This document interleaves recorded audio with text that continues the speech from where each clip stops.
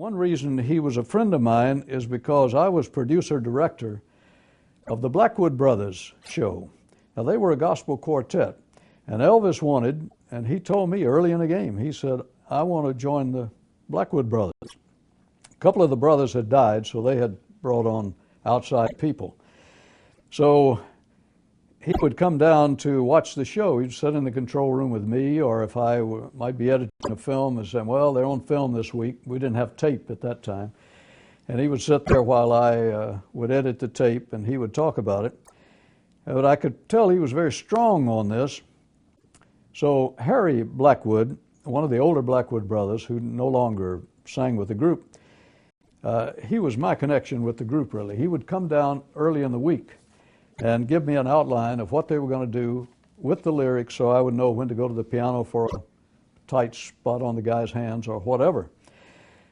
So I told him one day, I said, are you aware that Elvis Presley hopes to be a member of the group? He said, oh, yes. This has been going on for a year or two.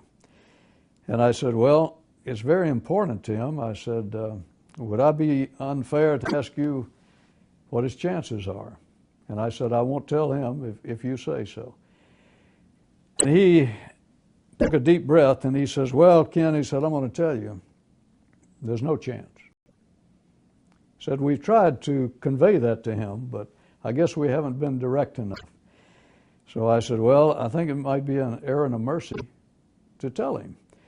He said, well, I'll do something this week.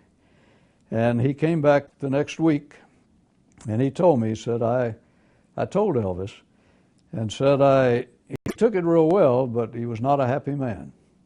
Well, to me, I hate to say anything against the Blackwoods, and I'm not really, but if he had joined that quartet, he might have ended up as a member of a quartet, as opposed to what he did end up, the star.